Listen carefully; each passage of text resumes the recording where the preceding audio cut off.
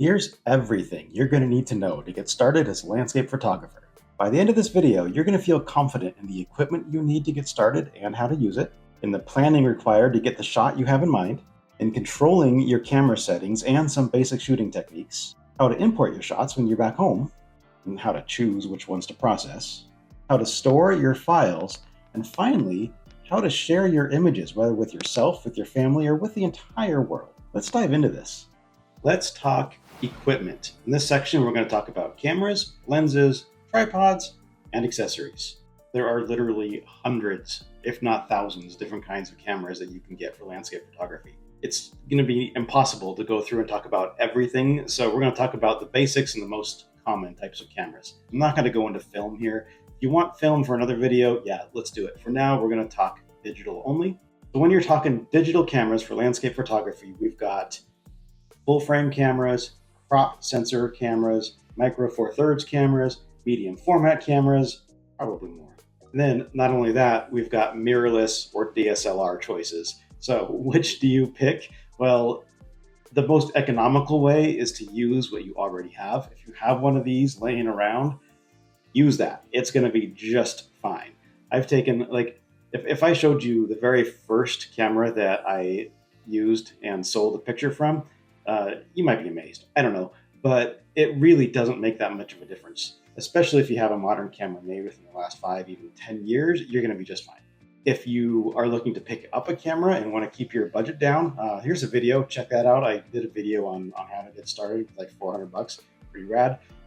But the most economical way is to look for something used, either a crop sensor or a full frame, just depending on what your budget is. You can find cameras from Canon, Sony, Nikon, and more. I'm a Canon shooter, so I'm going to reference cameras. They're going to be Canon cameras. That doesn't mean it's the best choice for you. It's what I've used and what I've had great luck. So the DSLR or mirrorless debate, again, it depends on budget. If you want to go top of the line and newest, pick up a mirrorless camera. And even then you can find those for, starting probably around $1,000 to $1,500.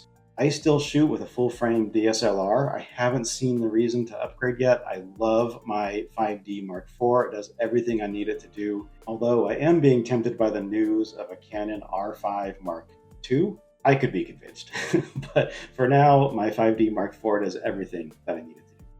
Medium format cameras are generally for the more professional landscape photographers, and the micro four thirds cameras generally aren't used in landscape photography. Of course, there are exceptions to that. And if you have micro four thirds and you don't want to get a new camera, use it. It's going to be just fine. The most important thing is that you're comfortable with the camera, that you understand how the settings work, that you're familiar with how the camera works, and that it's comfortable. It's comfortable for you to hold. It's comfortable for you to carry, light enough for you to hike into the woods or onto the desert, or to pack onto an airplane, or however you plan to use it.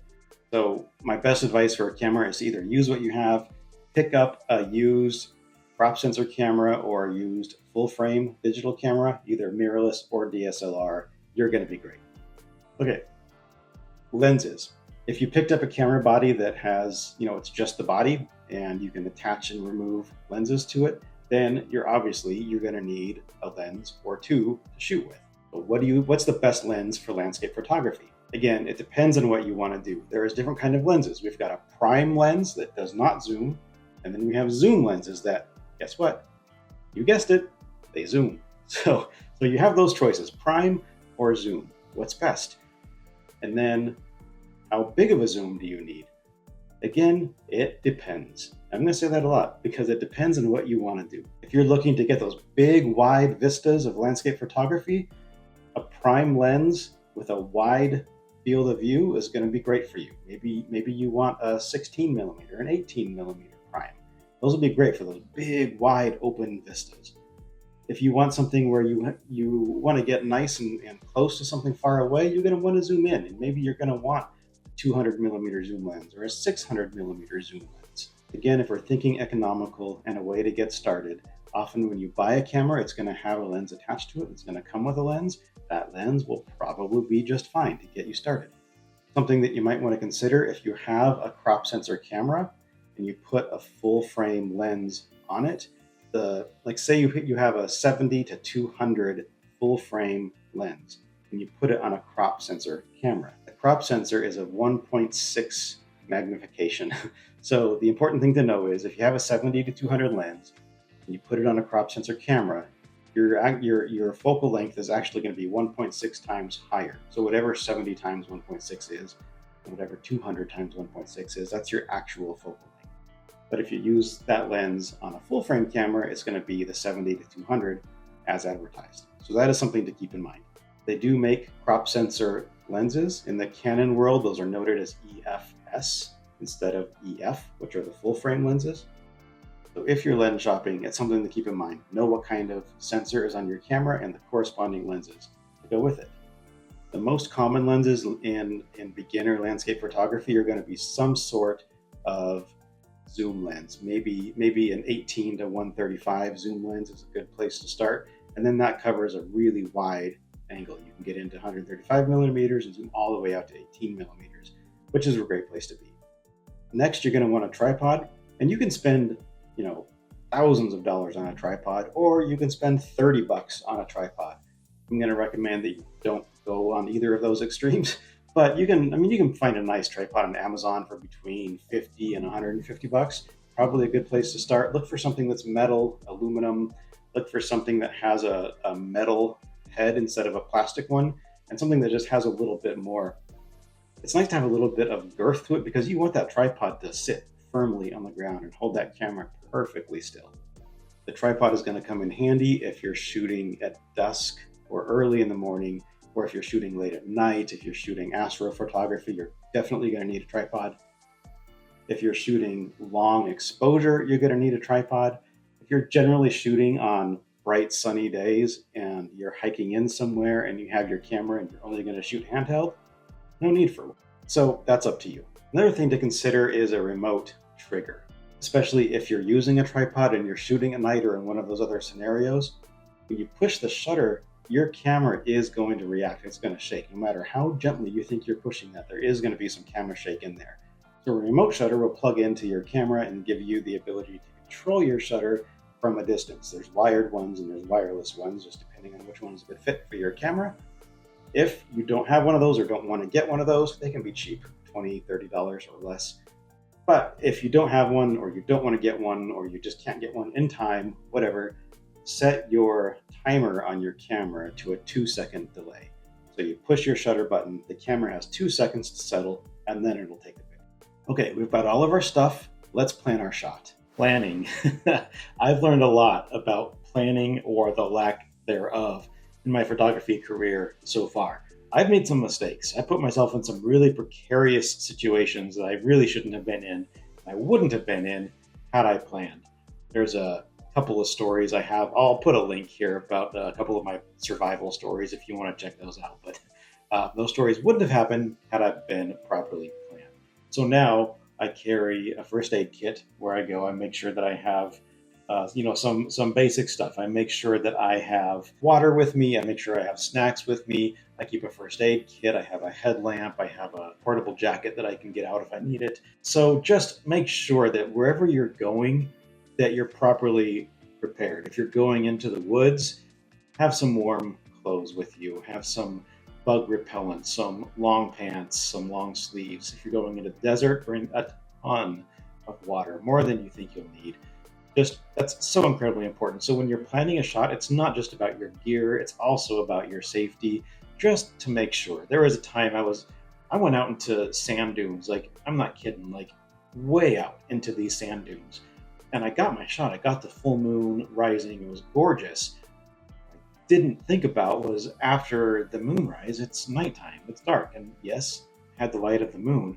But I tell you what, those sand dunes go from being beautiful and majestic to being dark, black, motionless, directionless sinkholes of light when you're out there at night. I couldn't remember where I parked. I didn't know exactly which way I needed to go. I'm grateful. Obviously, it was a full moon, so I had a little bit of light and I had that reference point, and I was able to find my way back. But that was really one of the reasons where I'm like, you know what? I need to be a little bit more prepared. So that's just preparing to get out. What about preparing for the shot? There's a couple of ways you can do that. Number one is just to go out there and hope and just explore and take shots of what look good to you. That tends to be what I do most often. I love that. I love the adventure of it. For me, it's more about the adventure and the journey and seeing what photography might present itself. There are times, however, when it makes more sense to say, I want to get a moonrise at this point behind this landmark. I want to get the Milky Way at this point. So that is not just luck. There are apps out there. One of them is called PhotoPills, fantastic for photographers. It's like, the time I downloaded, I think it was like $10, but then you have it forever. It's not a monthly fee. You just, at least back when I downloaded it, I don't know how it is now, but it was a one-time purchase and you have it forever. And then it will plan. You can plan your moonrise. You can plan where the Milky Way is, and it has a map on it, so you can just put yourself wherever you want to be and see where the moon is going to come up or where the Milky Way galactic center is going to be. Really, really important when you're planning a photograph. Your gear. Make sure that you have your camera. I went I went to a photography meetup, I don't know, 30 miles away. I'm halfway there. I'm like, oh, I didn't bring my camera. Who goes to a photography meetup and doesn't remember their camera? I do. I do. And if you're anything like me, you might do something dumb like that too. So when you're going out to shoot, make sure you have your camera. Duh. Make sure you have probably all of your lenses, or at least a wide angle and a zoom, because there have been times when I've been out and I brought one. Dang it, I wish I would have had my zoom in this situation, and I just didn't, because I thought I wouldn't need it, and I wish I would have brought it. So bring a wide angle, bring a zoom, bring your camera, bring extra memory cards, bring extra batteries, bring your tripod. Just make sure you have your gear with you. Even if you don't hike in with it all, at least you have it. And if you do need it, you can go get it. So make sure you have your gear, make sure you have your first aid, make sure you have your water, make sure you have your clothes, and make sure you have a GPS or a phone. So if you're going somewhere that doesn't have service, make sure that you have the ability to get help if you need it. Make sure somebody knows where you're going. It's really important to not get lost or stuck somewhere. I like to joke that I'll do, anything for the photo. And that's true. I do. I've taken some dumb risks. But at the same time, safety is incredibly important. And we need you here. Your family needs you here. We need to see the photos that you're going to create from now into the future. So go out there, but be safe. Do what you have to do to be safe. And make sure you come back with those great shots. Okay, so once we're all planned, we're on location, let's talk about shooting. We have all of our equipment. We've made our plans. We have an idea of where we want to go shoot. So now, how do you actually get out there and shoot? How do you use the camera? How do you find the composition? In planning and researching for this section of the video, I'm probably going to miss stuff because this section is just massive. There's so much to consider as you're actually out there shooting. There's just so much to consider. So I'm going to do my very best. If I forget something, I'm going to add it into the comments or the description. And then also, if you notice something that you want more information about, leave a comment. And then I'll create another video for that. I'll reply to you directly and we'll figure it out. If you have any specific questions, I'm here for you and let's figure it out together. Okay, all that said, let's start talking about general camera settings. I do have another video I did on settings specifically. I'll put that in the description. And remember that there are no rules. Anything I'm going to mention here is a suggestion. Well, except for one thing. Shoot RAW. That's a rule. Hard and fast. Shoot in RAW format, not in JPEG. Because when you shoot in RAW, you capture all of the information that the camera has gathered. Where JPEG compresses it and just doesn't allow for a whole lot of processing later. So shoot RAW, where you have full control of your white balance later, you have full control of your dynamic range, the differences between the whites and the blacks, the highlights and the darks. All that information is stored in a RAW file. So shoot RAW, no exception, unless your camera can't. If you're shooting, some cameras only shoot JPEG, okay, fine, that's what you have, that's what you deal with. If your camera has the option to shoot RAW, which any DSLR mirrorless camera will have, then shoot RAW. As a general rule, it's a good idea to use a tripod if your shutter speed is going to be less than 1/100th of a second. You can push that, but general rule, if you're shooting handheld, keep that shutter speed at 1/100th of a second or faster. Your aperture is measured in f number, your f-stop number. So remember that in photography, the higher the f number, the smaller the aperture is. And I'll put up a little chart here so you help you remember that. A little trick for getting your exposure right is most cameras have some sort of an exposure meter. On my Canon 5D, it looks like this. And a trick is to just keep that little white dot in the middle. If you're shooting in manual mode, you set the aperture that you want, set the ISO that you want, and then control your shutter speed so that that white dot ends up right in the middle or somewhere right around the middle. And that's going to get you a proper exposure. And you can push that on either side if you want an exposure that's a little bit brighter, or if you want exposure that's a little darker for your artistic taste, then you can move that dot as needed. But as a general rule, put that thing right in the middle and you're going to have a well-exposed shot. Composition. What are you actually taking a photo of? You want to put some thought into this. I mean, there's some photographers who are kind of known as snapshot photographers, where you're walking around and every picture just looks like a cell phone shot. Okay, it's fine.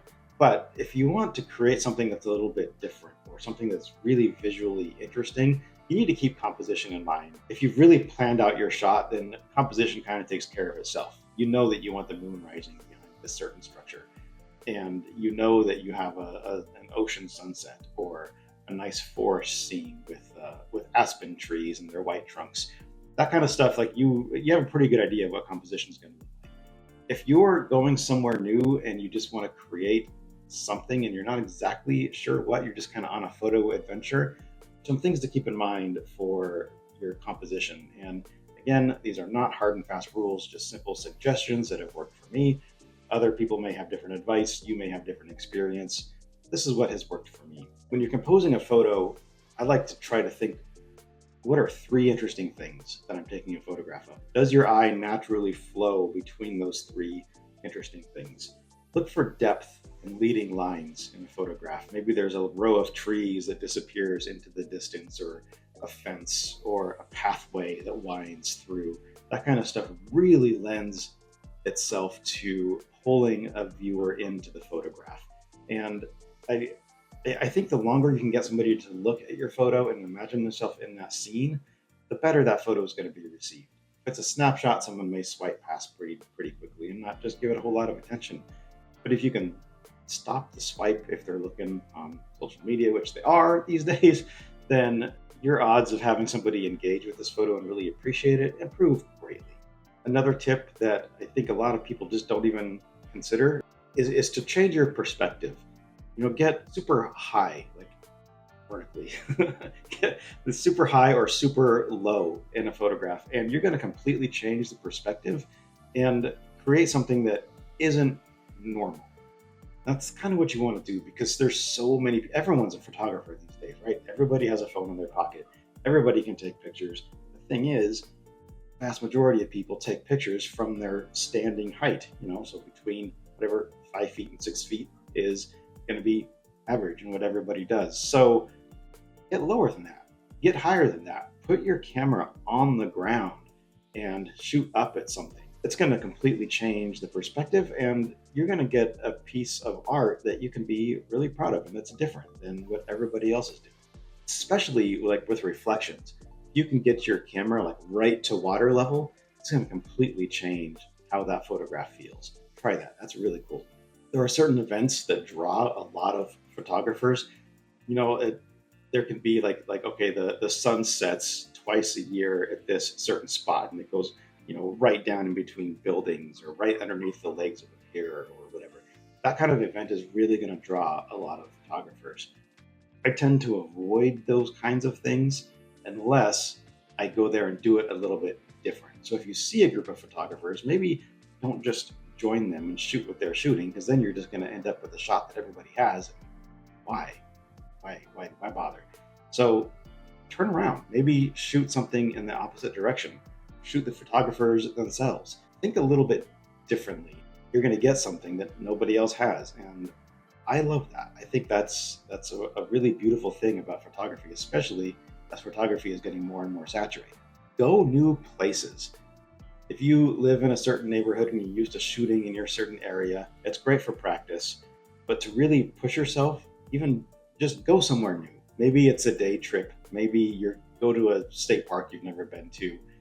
Take a hike you've never done. Even just go to a new neighborhood and walk around for a while. You're going to see new things. You're going to see new compositions. Just make your brain just think a little bit more about how you're seeing these new things and how you can integrate some of these things into a photograph. Another thing I really like to do with composition is I'll sit in one spot for 30 minutes or an hour, even if it's a super familiar spot. Just stay in that spot for a long period of time. Just quietly watch and just look, and you'll be shocked at the kinds of compositions that show up. You're like, oh, I never saw that from this way, or I wonder if I did this familiar thing from this angle. It's a really cool way to just, it's almost meditative, so you can just kind of just relax and be in the moment. And also you're going to find some compositions that you just have passed maybe a million times. Give yourself challenges.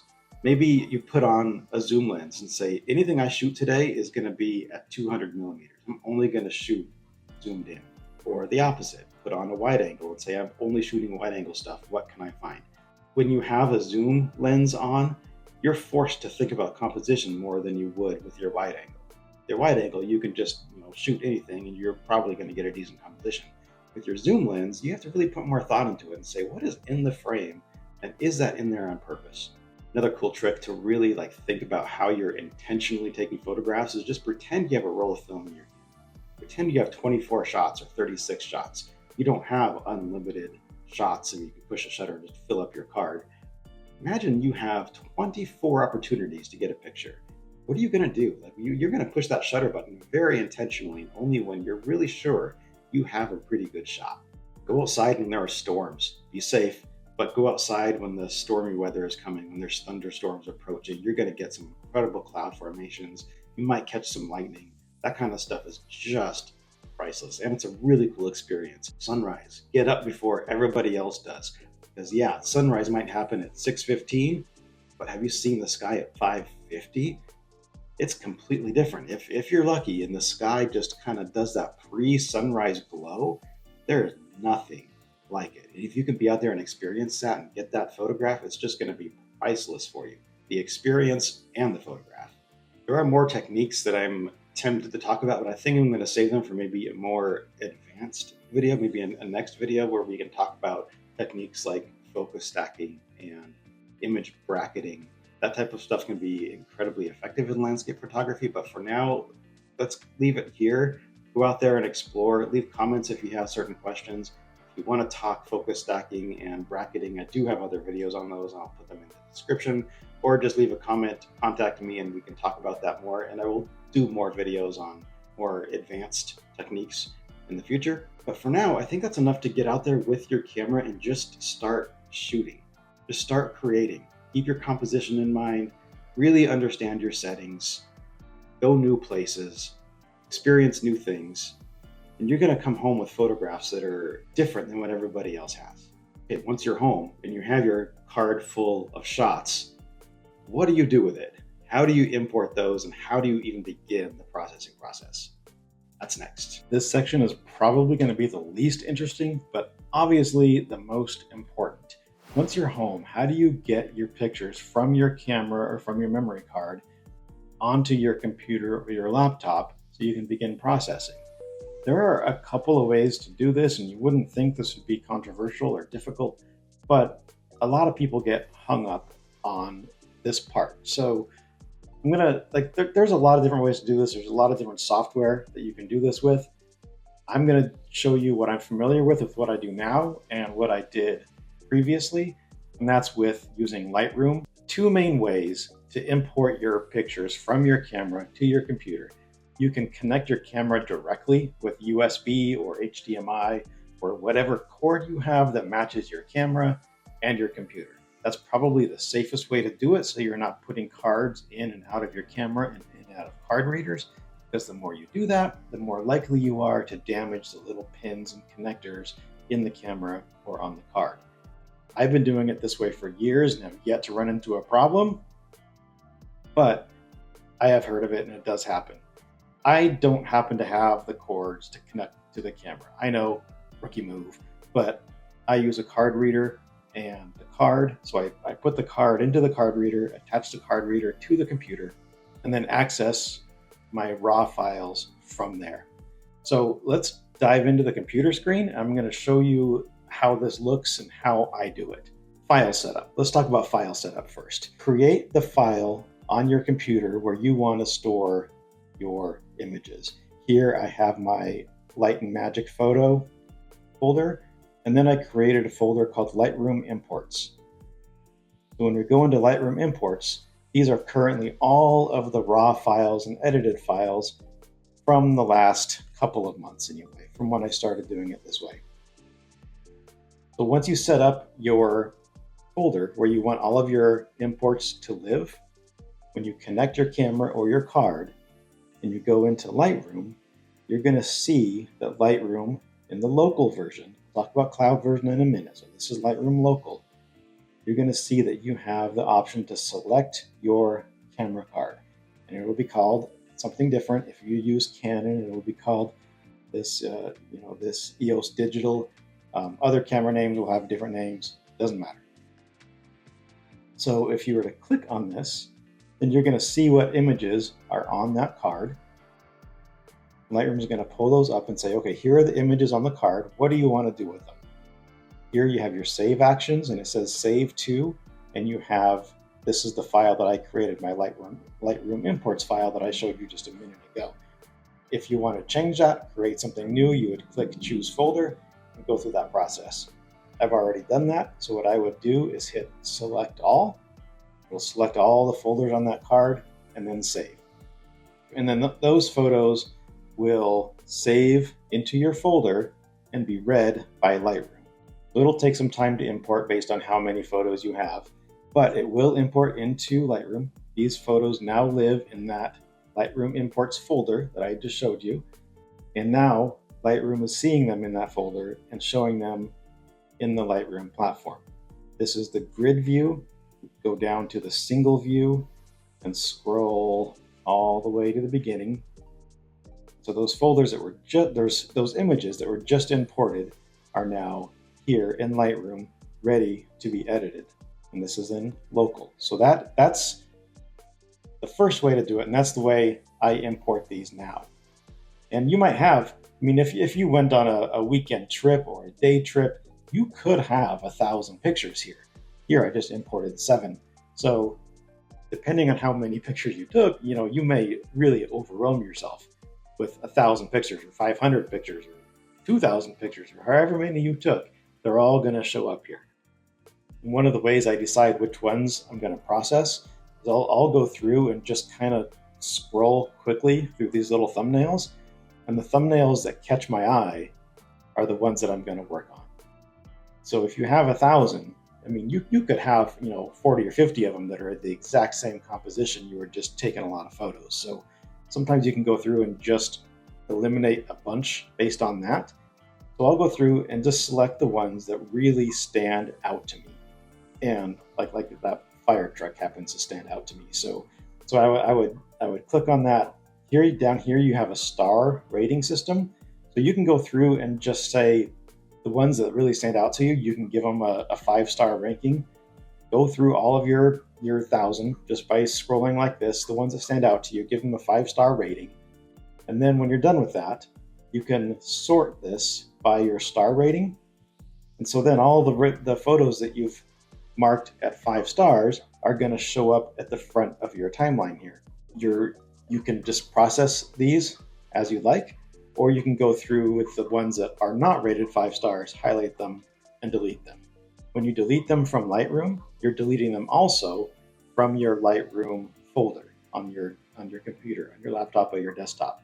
That's important to know that when you delete them in Lightroom, you're also deleting them from that folder. That's going to help clear up space on your hard drive also. Obviously, space is at a premium here when we're dealing with memory cards and files that are between 20 and 50 megapixels each. You're going to run into a lot of space that is needed. So how do you deal with that? One of the ways to deal with that is to use the Lightroom cloud service. Now, the caveat here is that Lightroom Cloud, when you subscribe to Lightroom, you get a certain amount of data storage. I can't remember what that number is, but it comes with a certain amount of data storage. The Lightroom will warn you when you're out of storage and you need to buy more, but you don't want to ignore that and then lose cloud storage or have photos deleted that you thought were saved. I have done that because rookie mistake, and I should have known better. But when you save to a cloud, just make sure that you have appropriate storage and you have appropriate storage purchased for the future. If you don't want to deal with that, save locally onto your hard drive and then back up your hard drive to external drives. I have an external drive now. It's a 1 terabyte. I'd probably go higher than that. Get yourself whatever you can afford. Get yourself a 2 terabyte, a 5 terabyte, and just continually back up your raw files to that drive. I've run into this problem where in my early days, I did not save my raw files. I edited them, I exported them as large JPEGs, and only saved those JPEGs and got rid of the RAWs. Huge mistake. I should not have done that. What I needed to do is either save every raw file I took, some people do that, or at least save the raw files that were processed. That's what I do now. I am okay to delete. If I took 40 pictures of the same composition, I'll delete 39 of them and keep the one that I processed. That works for me, and it saves on storage space. But back up this information in that way, 3 months, a year down the road, when you get an email that says, I love this picture, is it available for purchase? You can say, yes, I still have the raw file of that, and I can sell that at any size you wish. Because wouldn't you know it, some of those older photos, people have contacted me and said, hey, can I purchase this? And guess what? I only have a JPEG. And so I can go up to a certain size, but I can't use that JPEG and create a 60-inch acrylic photo off of it. Lost opportunity because of my own ignorance when I was starting out. I don't want that to happen to me. If you have questions on importing or storing, leave a comment. I will get back to you. I just want to make sure you're all set on this. If you have any questions, let me know and I'll get back to you and just help you talk through this a little bit more. Okay, so that's import, that's storage, super important. Now, what about processing? I have dozens of videos on this channel on processing, so I'm not going to take your time now and go through processing an image. I will put links in the description to processing tutorials. So take a look at those. They're super helpful. They'll give you an idea of what you can do in Lightroom and step-by-step on how to go through that processing process. But I wanted you to be very clear on how to get those photos from your camera into Lightroom to get them ready for that. So once they are ready, go check out those other videos. And if you have suggestions on what you want to see for future processing videos, do let me know in the comments and I will make sure that gets done for you. Are you still with me? Have you made it through all of this? If you have any questions about what we've covered so far, please do leave a comment and I'm going to get back to you and clear things up. Now, you've processed your pictures, you're happy, you feel like you've got some masterpieces. Now what? Like, it's a shame if they just sit on your computer, right? And just are never seen. So you have some options. You can share these with strangers. You can share in social media. You can create a artist page for yourself and share your work with the world. You can keep these to yourself. You can print them to decorate your own home, your own office, family, friends, places, that type of thing. Whatever you want to do. I mean, if you want to become a worldwide famous landscape photographer, do it for sure. Start sharing your stuff, and there's no reason you can't. You absolutely can make that happen for yourself. Some people just want to do this as a hobby, to fill up some empty space, or to have retirement adventures, or just as a way to fuel your soul with something artistic and creative.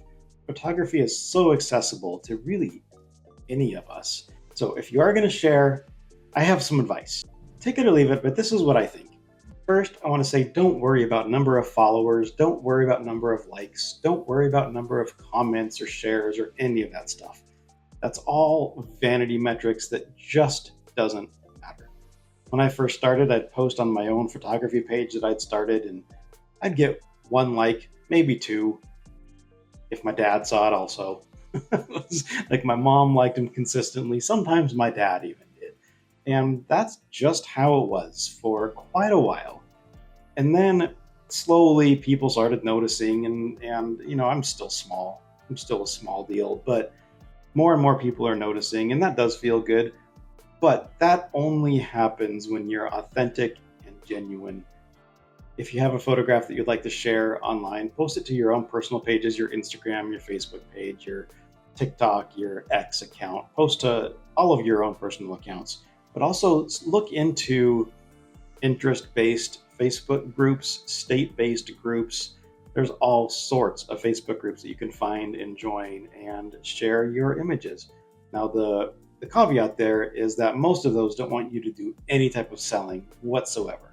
So post your photograph, post any type of story or narrative that you want to post with it, but don't mention that it's for sale. Don't mention a website. That comes across as just really salesy and cheesy, and it really does turn people off. And quite honestly, the more you post and the more you share, people are going to message you naturally and just say, hey, is this image for sale? Or where can I buy this print? It happens without you trying and pushing it down people's throats. I'd even challenge you that if you do write some sort of narrative or information about the photograph, do it without the words I or me.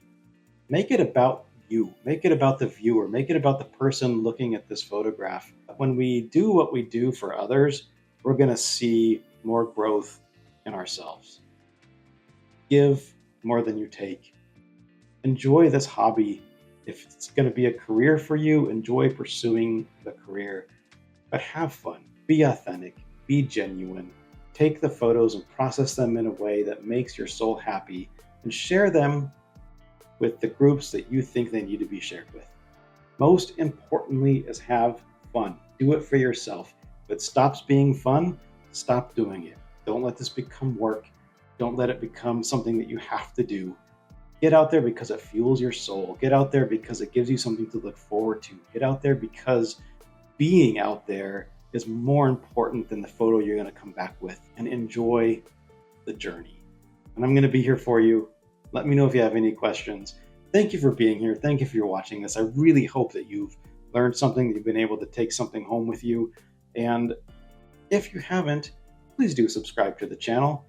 Not all of them are going to be this long and this in-depth. Some are just going to be short, quick little processing tips or shooting tips or stories of experience or whatever. But I want to be along with your journey, and I hope that you will join me for mine. So thank you again, and I will see you again soon.